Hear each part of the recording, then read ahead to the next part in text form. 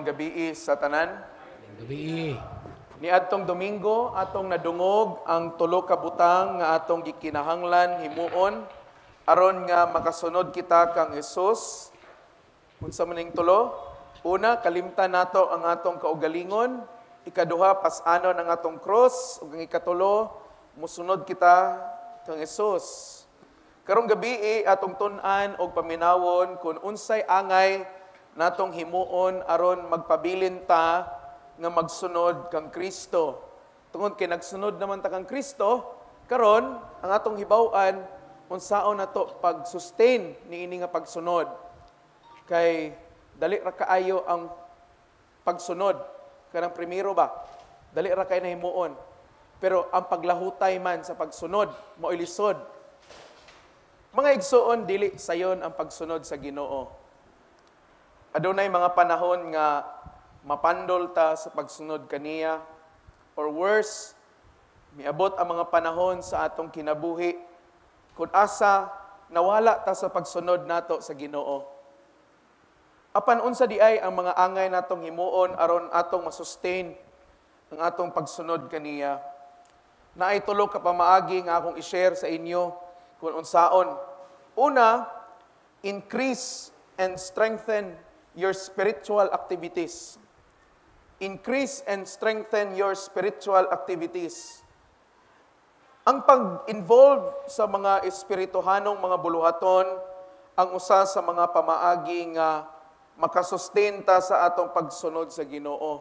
Nganuman, tungod kay pinaagi niini, ma-remind ta sa atong saad sa Ginoo sa pagsunod kaniya. Unsa man nga mga spiritual activities?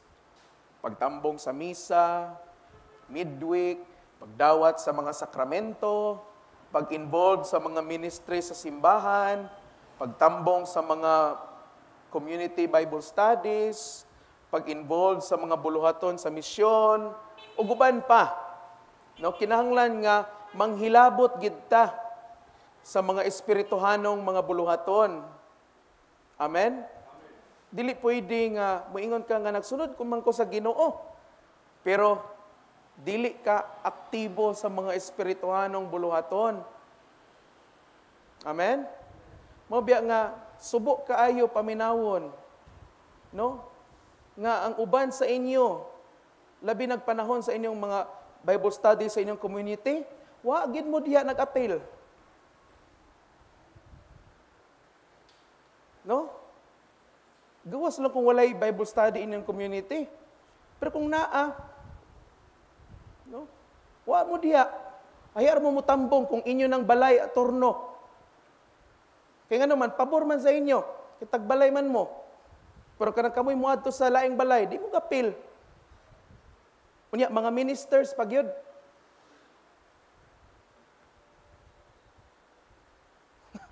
To, mo di ko kabalo. Ha? Ga-report ko na pirmi inyong mga community fathers, God. No? Sahay, di ta manghilabot. Sahay, moingon lang ta nga, sagdi lang na kay, dagan na kay kong pulong sa Ginoo na dungog karang nga semana. Wa na, di na kaya. Asay di kaya. Ha? Nanubra na. Gawas-awas na. Diba? Or, natay adlaw-adlaw nga misa. No? Kaya man unta nato mutambong, pero dili nato pilion nga mutambong. Okay? Na ay mga sakramento available kada adlaw bisag unsang oras. Pero dili ta mo dawat. No? Natay mga buluhaton sa misyon. No? Labi na sa atong matag Domingo nga kiabagat, pero asa man mo? No? Kato mga naka-assign mag-serve mag-Domingo, asa man mo? Ang uban moingon pa nga, ay palabi na lang nako na sa ila. Sila na lang mag-serve, palabi na lang nako sa ila. Asa man mo? Wa mo nasayod nga mauni ang usa sa makapalig-on sa atong pagsunod sa Ginoo, kana manghilabot ta sa mga espirituhanong mga butang. Amen? Kay pinaagi niini nga mga butang, the more nga malig-on ang atong commitment sa Ginoo sa pagsunod niya. Tungod kay the more time we give to God, the greater our opportunities to strengthen our walk with Him. The more nga daghan ta og panahon nga ihatag sa Ginoo, the more nga mudaghan ang mga oportunidad nga malig-on ang atong pagsunod kaniya. Tanawan ng Kristohanon nga talagsa ra mo simba. Sigurado mo malig-on ang kanayang pagsunod sa Ginoo? Dili gyud. Mga igsoon timan gitawag ta nga mga Christian, Kristohanon. The word Christian means follower of Christ. Unya, mo claim ka nga Christian ka, talagsa ra ka makita sa simbahan, panahon ra sa pangaligo, ngaligo ra ta kan Domingo. Gawas kung imong ngalan Christian na daan. Christian gid ka. Ani Christian duka, Christian man siya. Pero kanato nga mga naghimo og commitment sa Ginoo, labi na mga ministers, gi-commission mo sa atong obispo. Kamusta man yung commitment? Diba? Saman, mura mo Christmas light usahay. Paong siga. No. Dili ta consistent, no? That's why we have to give time sa mga espirituhanong buluhaton kay ang katuyuan nganong gi-impose ni sa simbahan is aron nga dili gyud matagaan og luna ang yawa nga makasinamok sa atong pagsunod sa Ginoo. Kay the more nga mabisi ta diha sa pangginoo, walay panahon ang yawa nga magsinamok nato og kita pod wa pod tay panahon nga mo entertain sa mga samok-samok sa yawa. Ngano man, kay busy man ka ita sa gingharian. Pero pag busy gani ka sa gingharian nini nga kalibutan, diha. Kay ngano man, nasayod mo nga kini kalibutan mao ni ang gingharian sa yawa. Mao ni ang gingharian sa dautan. Mao na nga tanawan ng Kristohanon magpaluma-luma gali na dili gani na siya lig-on ang iyang pagsunod sa Ginoo, dali ra gina makabig sa kalibutan. Ngano man, because most Christians think nga they can overcome the world. But we can't. Dili nato mabuntog ang kalibutan. Mabuntog lamang nato ang kalibutan uban ang tabang sa Dios. Mo nang ningon si Kristo sa Juan 16:33, ayaw kamog kabalaka kay gibuntog ko na ang kalibutan. Mao nang nahimo pud ta nga overcomers. In Romans chapter 8 verse 36 it says, "For we are more than conquerors through Christ Jesus." Nahimo tang mananaog tungod ni Ginoong Jesucristo. That's why involve yourself, increase your involvement. Amen. Ignay mong tapad, increase your involvement. Igna pagid panghilabot. Panghilabot sa mga activity sa simbahan. Pag-apil gyud. Ayaw ingon nga wa ko'y time, Father. Wa ko'y time, Bishop. Wa ko'y time, Deacon. Kay naagid na'y oras, naagid na'y panahon kung imong himuan og pamaagi. Amen? Kita na may ingon nga wala. Ako gani, sa pag Biyernes, no, mo sit in ko sa mga community Bible study. Ngano man, kay gusto ko maminaw sa pulong sa Ginoo. No? I involved. No? Dili kasiguruhan nga dikon ka na, pari ka na, obispo ka na, di ka na mapukan. Mapukan gyapon. Kung magpabanjing-banjing ka, mapukan gi ka. Mawala gi kas passing. No? Manghilabot ta. Kay the more nga maggahin kitag panahon para sa Ginoo, the more nga mailhan nato ang Ginoo, the more nga mahibaw-an nato kinsa dinhi atong gisunod nga Ginoo. Amen? Ikaduha, Dive deeply into His Word every day. Dive deeply. Take note of the word. Deeply. Laom. Into His Word. Every day.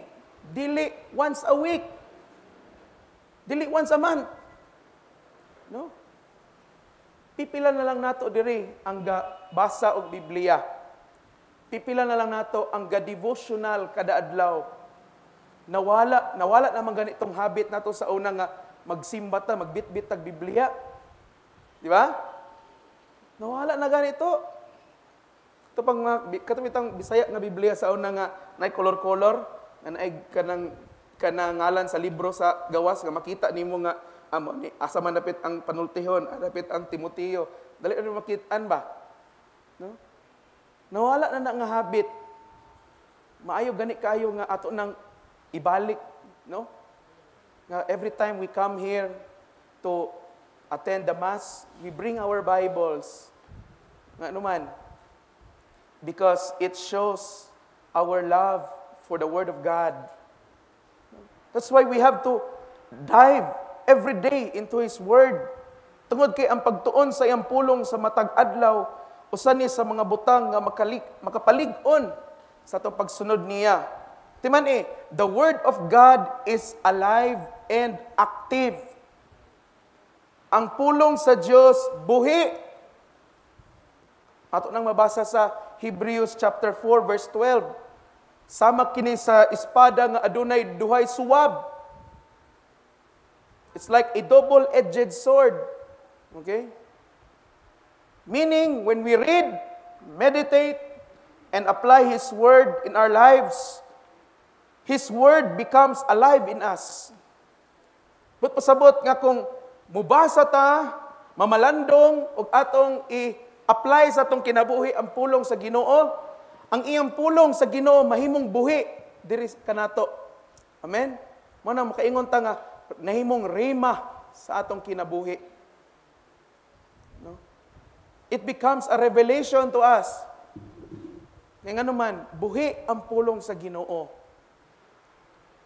Dive deeply into His Word. Pagbasa mo og mga daily readings, no? Basahin niyo mga daily readings, na may mga daily readings. Kung wa mo kabalo asa mangita, adto mo sa Google, search ninyo daily readings. Or paminaw sa mga gospel reflections every day. Nasa atong Facebook, nasa atong YouTube. No? Ako gani, I make it a habit nga I always listen to mga homilies. Dili homilies sa lain nga simbahan. Dili, una sa tanan, siyempre, mga homilies sa atong mga kaparian o mga diakono dire.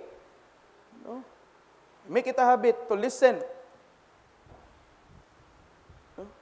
Especially kung na ako'y kanang gusto hinumduman nga gisulti sa mga milabay nga mga wali nga di na ako mainumduman. That's why I browse our YouTube channel sa CEC Mindanao to listen.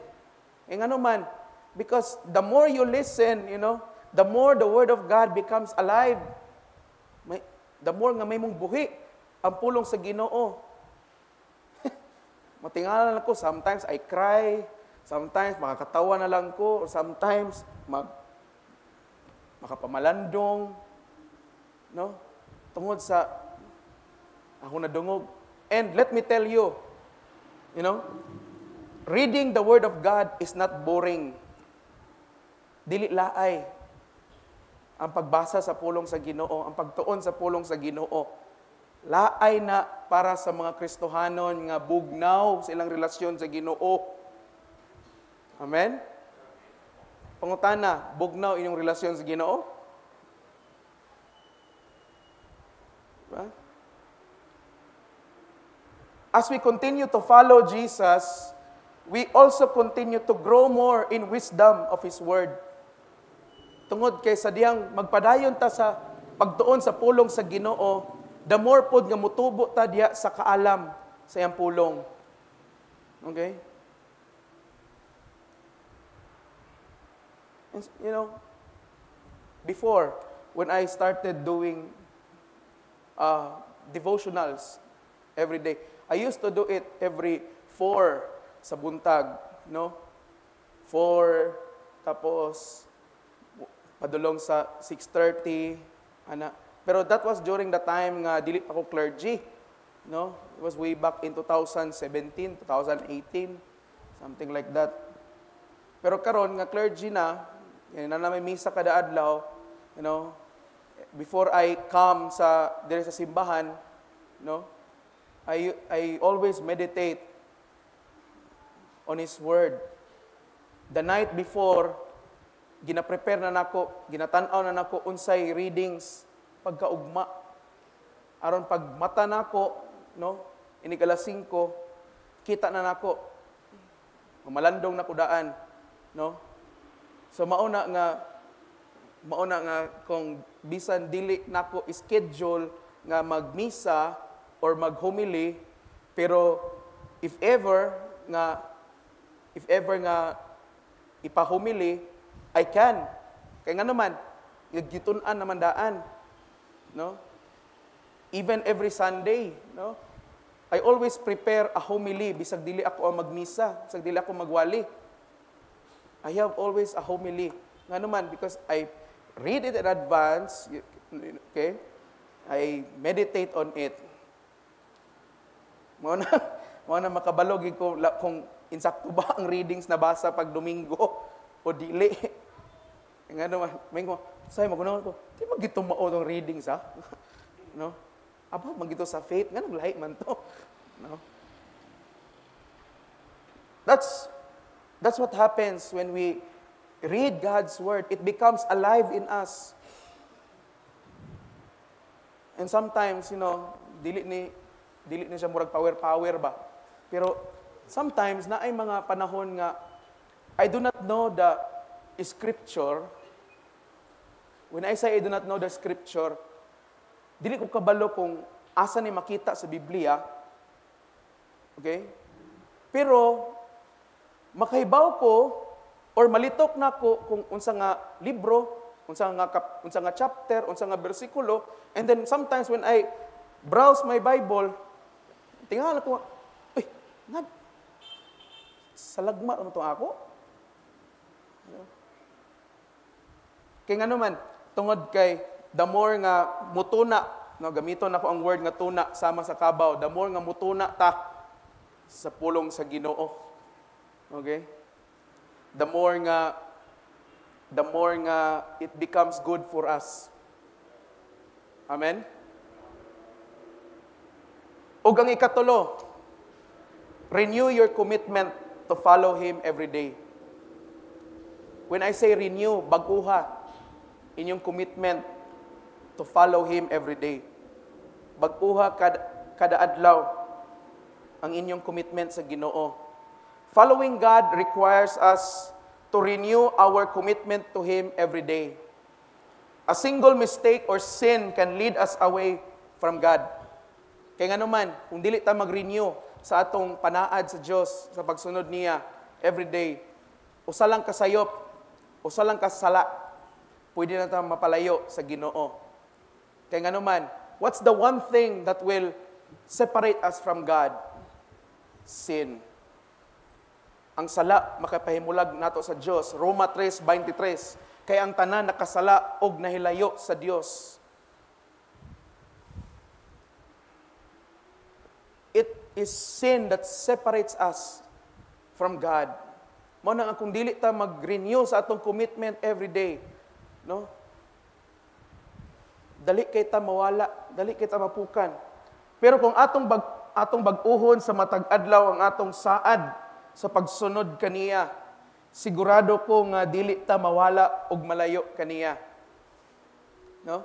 Kaming mga pari every year during the Christmas, usually celebrated every Holy Tuesday, we renew our promises.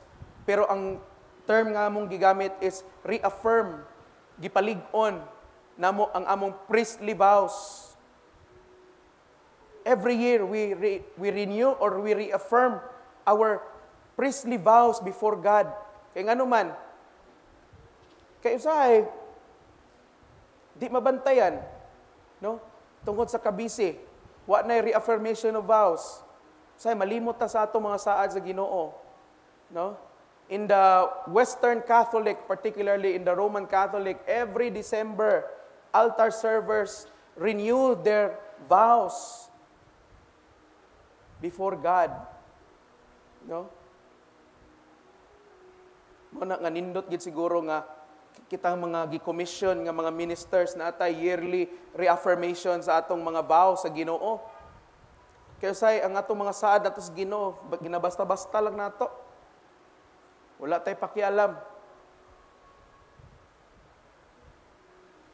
And it is a sin to break that vow before God. Mo na usa sa mga butang nga gikasilagan sa Dios. That's why Jesus said, "Depart from me, you covenant breakers." God does not want a covenant breaker. Dili gusto ang Dios og tao nga muguba or dili mutuman sa iyang saad. No? Usahay ay ra man ta mag-renew sa atong saad sa Ginoo kanang hapit ta namatay, hapit ta naligsan, no? Kanang nagsakay tag sidecar o ni hapit na bangga atong sidecar. Okay, Ginoo ko Lord, magsunod na gid ko nimo Lord, mag-alagad na gid ko nimo, sign na gid ni Lord. Ha? Ba? Or hapit na nabungkag ang pamilya, no, hapit na nabungkag ang kaminyoon. Ginoo ko Lord, duwasa lang ang akong kaminyoon, ang akong pamilya, mag-alagad lagi ko sa imo, magbalik lagi kog simba Lord. Kasi gihimo natong trigger or motivation ang mga daotang butang para mag-renew ta sa atong saad sa Ginoo. Kinahanglan di ay nga moabot pa sa niana nga punto. Renew your promises before God every day. Hinigmatan ninyo sa buntag, when you pray, you commit yourself again, no, sa Ginoo. Lord, ikaw ang akong Dios. Panahon sa diyang gibautismuhan ko, gidawat ika nga akong Dios og manluluwas. Magsunod ko sa imo, Lord. Bahalag pabalik-balik kada adlaw. Kaya nga naman, it will serve as a reminder for us nga ang atong kinabuhi dili na alang sa atong kaugalingon kundi para na sa Ginoo. That's why offer every day your life to God. Timan every day is Lord's Day. Ha? Dili lang Domingo ang Lord's Day. No? Every day is Lord's Day. Ang tanang adlaw, segundo ug panahon sa atong kinabuhi iya na sa Ginoo. Amen? Every day is Lord's Day. Whatever you do every day, do it all for His glory. Sagun sa imong buhaton kada adlaw, himuan ang tanan para sa iyang kahimayaan. 1 Corinthians chapter 10 verse 31, whether you eat, drink, or sleep, do it all for the glory of God. No? That's why we need to strengthen our walk with God. Tungod, kaya sa akong gingon kaganina, daghan ang napakyas ni ini. Maayo lang sa sinugdanan, pero ang paglahutay, di na kamao. No? Pipila na lang ang mga tinuuray nga Kristohanon nga gikan kaniadto og hangtod karon ning lahutay sa ilang pagsunod sa Ginoo. Labi na sa inyo mga young people, kamo mga batanon, kamo mga bata. Nakita ba ninyo 10, 20, 30 years gikan karon nagsunod pa mo sa Ginoo? Nagsimba pa mo? Nagdawat pa mo sa mga sakramento? O tuwan na mo sa laing relihiyon? Di ka na manguros. No? Ika-isa sa isa katuig na lang ka mo simba. Diba? Labi na, mga ministers. No? Kinahanglan nga kanunay tang nagasunod sa Ginoo. Pinaagi sa ato ang paghimo sa atong mga responsibilidad sa atong ministry. No? Nakita ba ninyo nga Nag-edad mo og 30, 40, 50, 60, 70, nag-alagad pagyapon mo sa Ginoo. Siguro pipila lang siguro na diri karon nakakita na ana or naghandom ni ana. Kanang nangandoy ana ba? Nga Lord, mangalagad ko sa imo until my very last breath. Until na-joke ana, Lord, mangalagad ko sa imo until my last breath. Breath ko, no? No? Diba? Okay, kasaga, tanawa ang trend karon na. Tanawa ninyo ang dagan sa ministry life karon nga panahon, no? Gikan sa edad nga 10 anyos, padulong sa 25 anyos, aktibo ka sa ministry, no? Pero pag naminyo na gani, o naminyo na ha, timani ha, naminyo na gani, or nakatrabaho na, wa na nag-alagad. Unya, hunahon-naon dayon, gipromote na ko sa Ginoo. Mao na ni ang iyang calling sa ako. Ha? Maigsoon. Dili na promotion sa Ginoo. Ikaw ang nagbuot-buot og promote sa imong kaugalingon. No? Sa simbahan nato sa Kalibo, no? Na ay mga karon deacon naman to siya.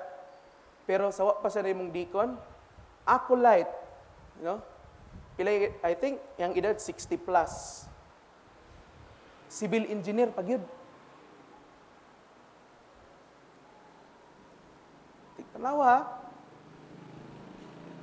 Civil engineer, professional, 60 plus years old. Pero serving the church as an acolyte. Ngano man, tungod kay matod pa niya, sukad pa daw kaniadto the moment nga nag-decide siya nga mosunod sa Ginoo, iyan ang gihatag ang iyang kinabuhi sa Ginoo, whether acolyte siya forever or unsay plano sa Ginoo.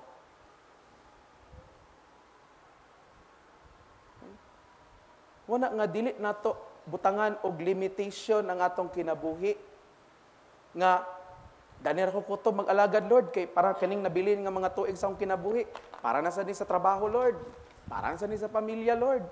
Ano day, dili di ka pwede mag-alagad sa Ginoo kung nana kay pamilya? Dili pwede? Pwede dili? Pwede. Isa pwede dili na. Pwede kaayo. Ngano, dili di ka pwede mahimong clergy di ay kung naa kay pamilya. No. Maminyo ka o dili? Dili di pwede. Dili di pwede nga uban ka sa mga buluhaton sa misyon. Bisag na kay pamilya. No, dili di pwede nga mag-ministry gyapon ka. Bisag na kay pamilya, bisag na kay napulo ka anak. Dili pwede. Pwede kaayo. Ngano man, kay kita ra lagi agbutang og limit sa atong kaugalingon. Una nga ayaw ninyo limitahi. Kung unsa inyong gisaad sa Ginoo, panindigin na. Amen? Barugi ba? Butangin ninyo kamot og tiil. Ibutang sa lihok. Kay aron nga makasiguro gid ta nga dili ta mapakyas sa atong pagsunod sa Ginoo. But time will come. Pero moabot ang panahon nga mapakyas gyapon ta. No? Usahay dili mao ang atong desisyon, no? Natay mga desisyon sa atong kinabuhi nga dili angayan untay himuon pero atong gihimo. Pero timan ni mga igsoon, when we come back to God or when we return to God, andam siya nga mudawat nato. All we have to do is to return. Dili ta magpakuha sa Ginoo. Kaya di mo ta mga senyorito ug senyorita. Mubalik jud ta. Amen? Napakyas ka, sige. Go ahead. Pero bakod, balik sa Ginoo. Ayaw og dawat lang pud ka pod nga pakyas na ka. Ayaw.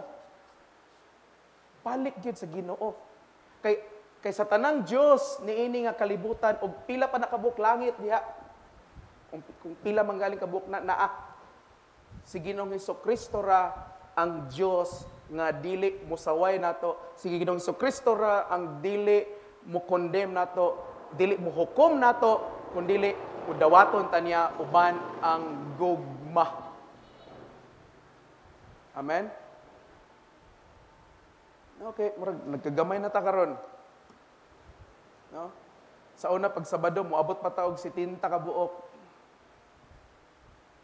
Managka na sa ni karong Sabado kay ting pangkaligo lagi karong Domingo. Manang igno ni Bishop nga dili ta mga pabibo convert. Nga na-convert na tungod sa kabibo. Hype kayo, Sagi kaingon ako tong Domingo, ang pagsunod sa Ginoo dili sayon nganuman kay ang dalan nga atong sundon dalan sa pag-antos.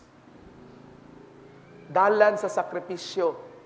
Mo bitaw ingon sa Ginoong Jesucristo nga narrow is the gate that leads to eternal life. Sigpit kuno ang pultahan.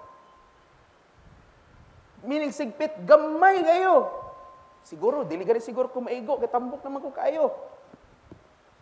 Wa man po'y DPWH sa langit, lagi, kay aron mag-widening ba? Wa man. Sigpit. Pipila lang. Muna, kung di ka maning kamot, mabilin ka. Father, lakangan ko ng dalan, be. Lakangan ko ng pultahan, be. Banggaan ko na. May tag inigbangga nimo dito ka mapaingon, hulog, impyerno. Kaya mo magibanggaan. Mao na nga, andam bata nga magsunod sa Ginoo. Amen? Hinaot nga, kitang tanan niya diri karon sa tanan nga naminaw. No? Andam ta nga musunod sa Ginoo. Dili, panahon lang sa kahayahay. Dili, panahon lang sa kabibo.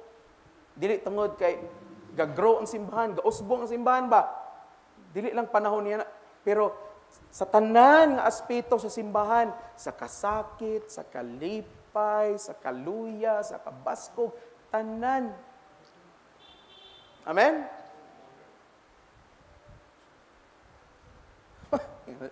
Yung nabigay si Bishop ganina nga, nagana sa simba karong Domingo, kay makaligo man.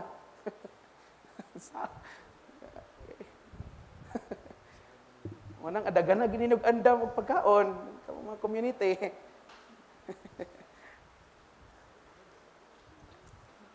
Ano mga igsoon?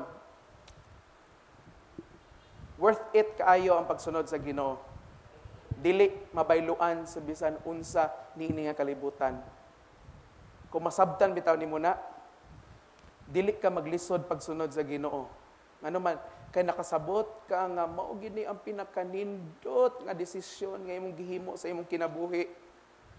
Dili tong gipakaslan nimo imong dream wife, dream husband, no? Gipakaslan nimo imong crush, or nakapalit ka sa imong dream car, nakapuyo ka sa imong dream house, no? Dili. Kana gyud ka na magdesisyon ka nga, Lord,